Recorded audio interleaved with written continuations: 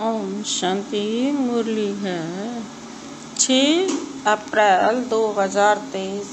बाप दादा के मधुर महावाक्य। मीठे बच्चे, ऐसी कोई गफलत मत करो जिससे माया को थप्पड़ लगाने का चांस मिले।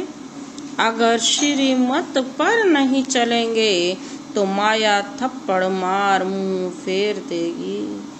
ऐसी कोई गफलत मत करो जिससे माया को थप्पड़ लगाने का चांस मिले। अगर श्रीमत पर नहीं चलेंगे तो माया थप्पड़ मार मुंह फेर देगी। आज का प्रश्न है, सूर्यवंशी राजधानी में एयर कंडीशन टिकट लेने का आधार क्या है? वह किन्हें प्राप्त होती है?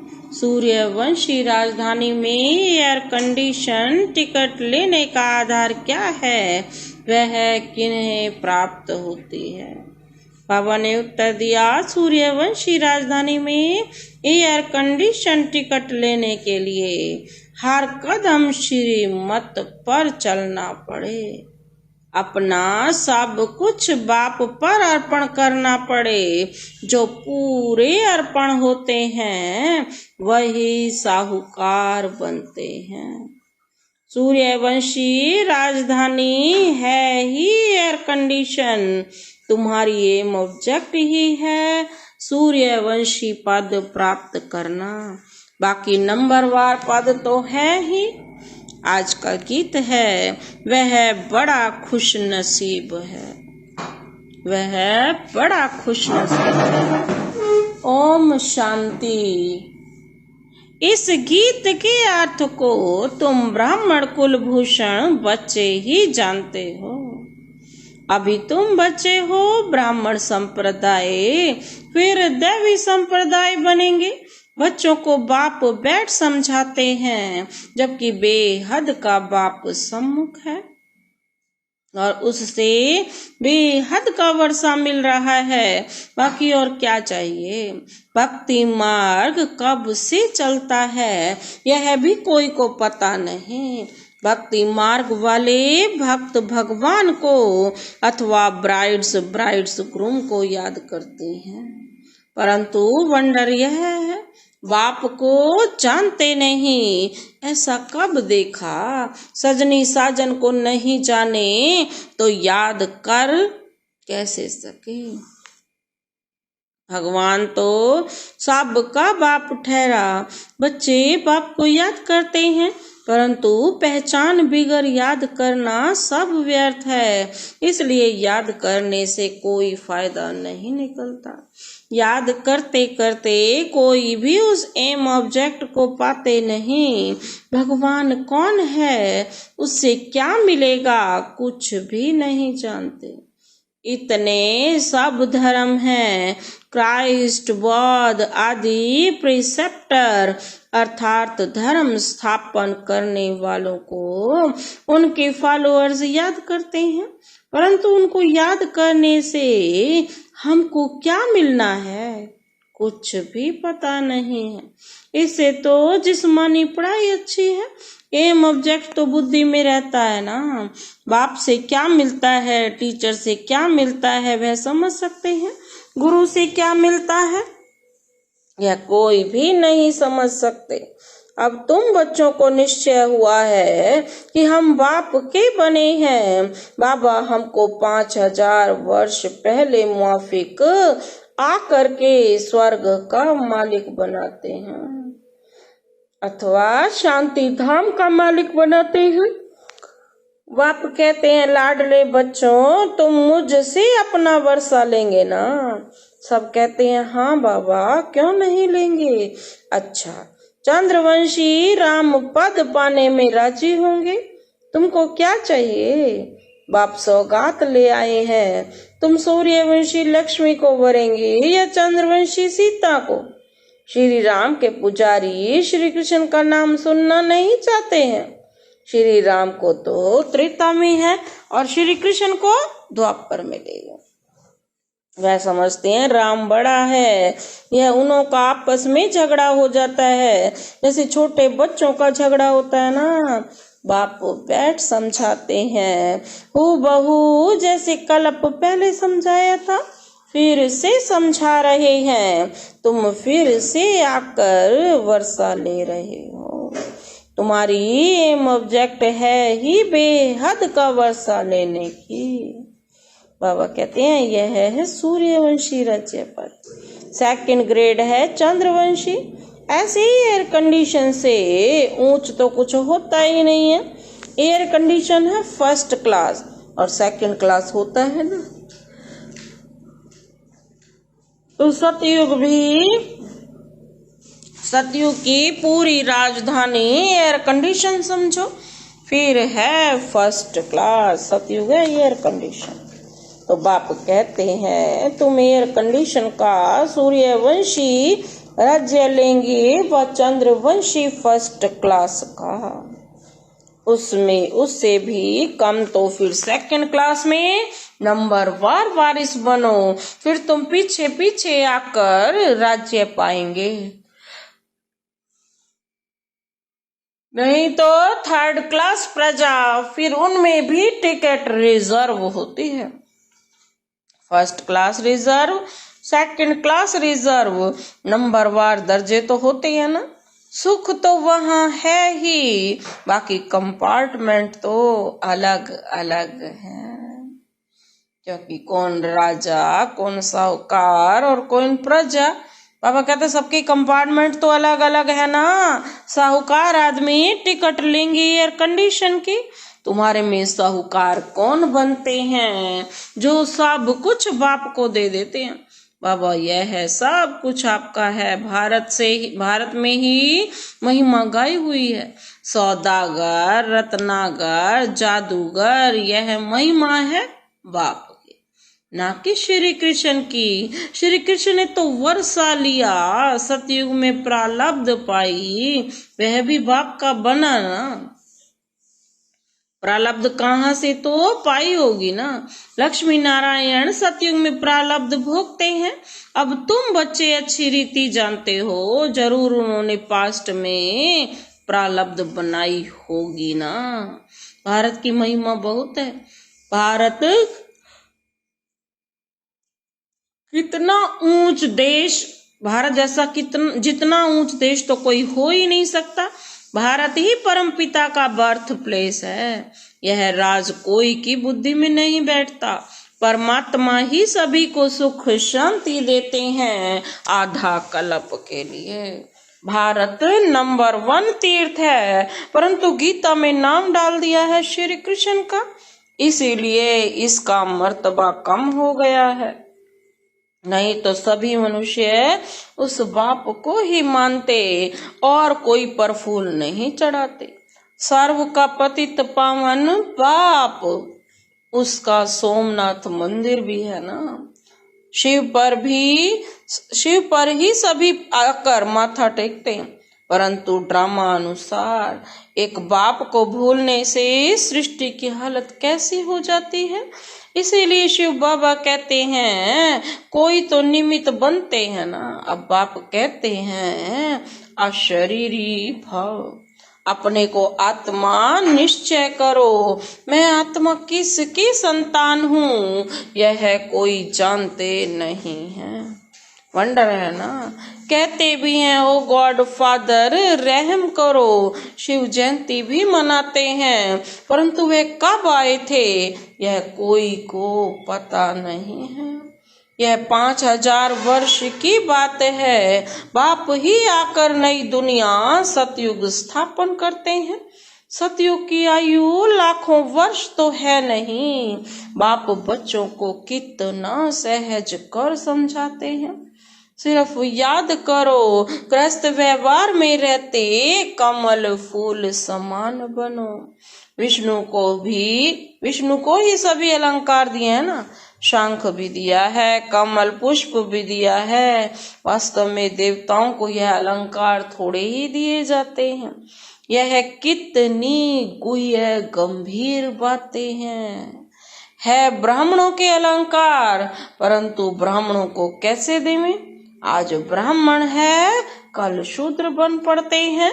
ब्रह्मा कुमार से शूद्र कुमार बन पड़ते, माया देरी नहीं करती।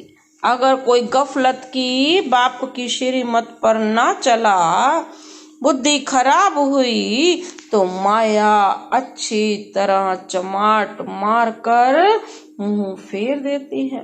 मनुष्य गुस्से में आकर कहते हैं ना, थप्पड़ मार मुंह फेर दूंगा, इसीलिए कहते हैं।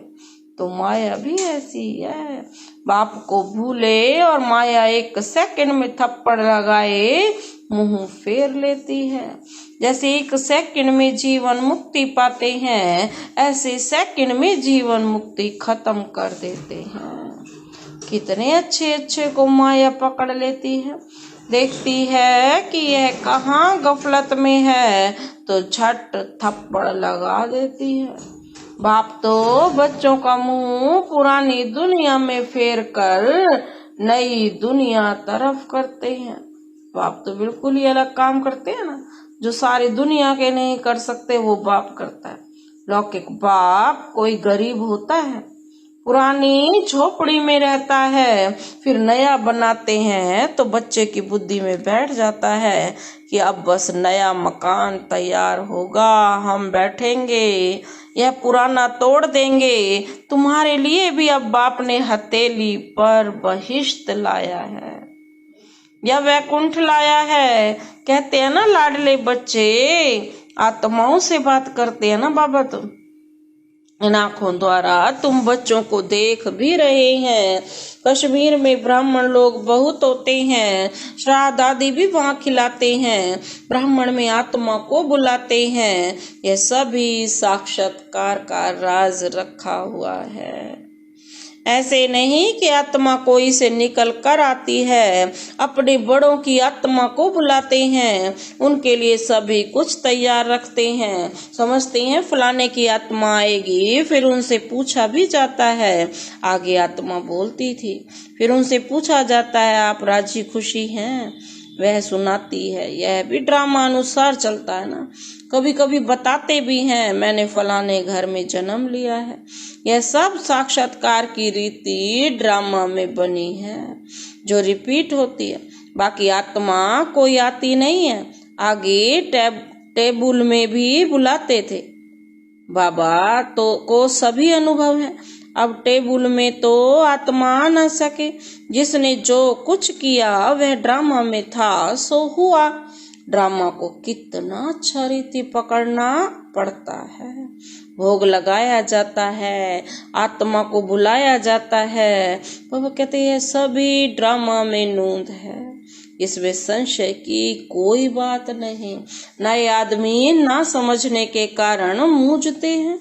बाप जादूगर भी है ना, समझते हैं मैं भी ड्रामा के वश में हूँ, ऐसे नहीं ड्रामा के बगैर कुछ कर सकता हूँ। नहीं, बच्चे बीमार पड़ते हैं, ऐसे नहीं मैं ठीक कर दूंगा। बाबा का काम ये तो ना है कि बच्चे बीमार पड़े उन्हें ठीक करें, ऑपरेशन कराने से छुड़ा दूंगा। नहीं, बाबा कहते कर्म भोग तो सभी को भोगना ही है। तुम्हारे ऊपर तो बोझा बहुत है, क्योंकि तुम सभी से पुराने हो। सतो प्रधान से एकदम तमो प्रधान बने हो। अब तुम बच्चों को बाप मिला है तो बाप से वर्षा लेना चाहिए।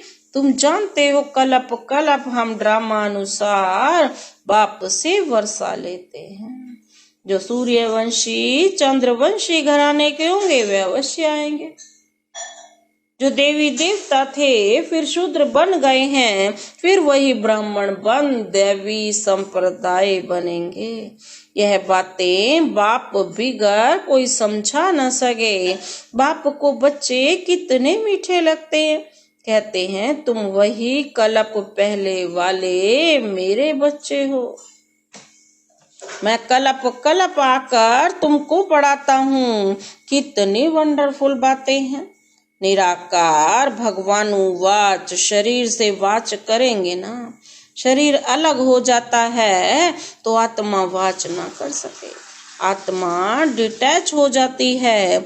अब बाप कहते हैं अशरीरी भव, ऐसे नहीं प्राणायाम आदि चढ़ाना है, नहीं, समझना है मैं आत्मा अविनाशी हूँ। मेरी आत्मा में 84 जन्मों का पार्ट भरा हुआ है। बाप खुद कहते हैं मेरी आत्मा भी जो एक्ट करती है वह पार्ट सारा भरा हुआ है। बाबा भी तो बंधा हुआ है ना इस पार्ट में। भक्ति मार्ग में भी वही पार्ट चलता है। कोई ने शराब पिया ही नहीं तो टेस्ट का पता कैसे हो सकता है। ज्ञान भी जब लेवें तब पता पड़े ना, ज्ञान से ही सदगति होती है। बाप कहते हैं मैं सर्व का सदगति दाता हूँ। सर्वोदया लीडर्स है ना, कितने किस्म किस्म के हैं। वास्तव में तो सब पर दया करने वाला एक बाप है ना। सभी कहते हैं हे भगवान रहम करो, तो सभी पर रहम करने वाले, सभी पर रहम वह करते हैं, बाकी सब हैं खुद के रहम करने वाले।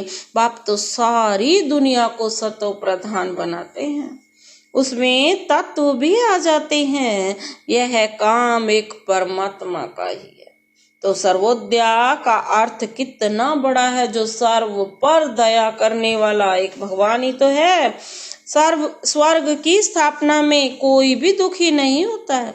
वहाँ नंबर 1 फर्नीचर वैभव आदि मिलते हैं। दुख देने वाले जानवर मक्खी मच्छर आदि कोई नहीं होता। यहाँ भी बड़े आदमी के घर में कितनी सफाई होती है, कभी तुम मक्खी नहीं देखेंगे, कोई मच्छर घुस न सके। स्वर्ग में कोई की ताकत नहीं जो ऐसे गंध करने वाली कोई चीज हो, नहीं। नेचुरल फूलों आदि की खुशबू रहती है। तुमको सूक्ष्म वतन में शिव बाबा शुभी रस भी पिलाते हैं ना। अब सूक्ष्म वतन में तो कुछ है नहीं, ये सभी साक्षात्कार है। वैकुंठ में कितने अच्छे फल बगीचे आदि होते हैं।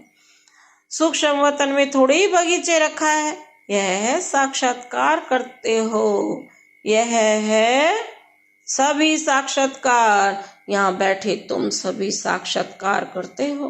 गीत भी बड़ा फर्स्ट क्लास है ना। तुम जानते हो हमको बाप मिला है और क्या चाहिए। बेहद के बाप से तो बेहद का वर्षा मिलता ना, संपूर्ण बाप से तो संपूर्णता का ही वर्षा मिलता है। तो बाप को याद करना चाहिए। बाप की मत मशहूर है, श्री मत से ही हम श्रेष्ठ बनेंगे। सन्यासी कहते हैं यह सब का सुख कागविष्ठा समान है, परंतु उनको यह पता नहीं है कि सतयुग में सदैव सुख था। छोटेपन में ये राधे कृष्ण है, इनके चरित्र आदि कुछ है नहीं। स्वर्ग के बच्चे होते ही अच्छे हैं, भल करके मुरली से डांस आदि करते होंगे, बाकी ज्ञान नहीं सुनाते। श्री कृष्ण को मुरली दी है ना, तब भला सरस्वती कहाँ गई। सरस्वती को तो सितार देते हैं, तो बड़ी वह ठहरी ना।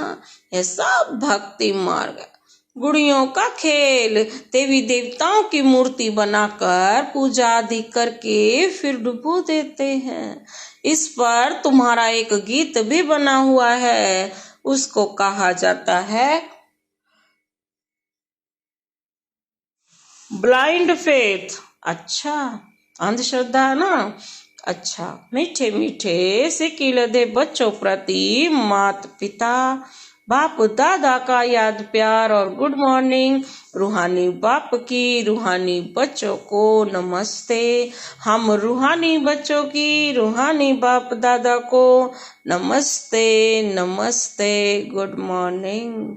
धारणा के लिए मुख्य सार है। पहला पॉइंट है हर एक इस ड्रामा के वश है। इस ड्रामा की किसी भी सीन को देखते संशय नहीं उठाना है। ड्रामा के हर राज को अच्छी रीति समझकर अडोल रहना है। आज का दूसरा पॉइंट है अपने को अविनाशी आत्मा समझ इस शरीर से डिटैच हो अशरीरी बनने का अभ्यास करना है। आज का वरदान है, करावनहार की स्मृति द्वारा बड़े से बड़े कार्य को सहज करने वाले निमित्त करनहार भव। करावनहार की स्मृति द्वारा बड़े से बड़े कार्य को सहज करने वाले निमित्त करनहार भव। बाप दादा स्थापना का बड़े से बड़ा कार्य स्वयं करावनहार बन निमित्त करनहार बच्चों द्वारा करा रहे हैं। करण करावनहार इस शब्द में बाप और बच्चे दोनों कंबाइंड हैं।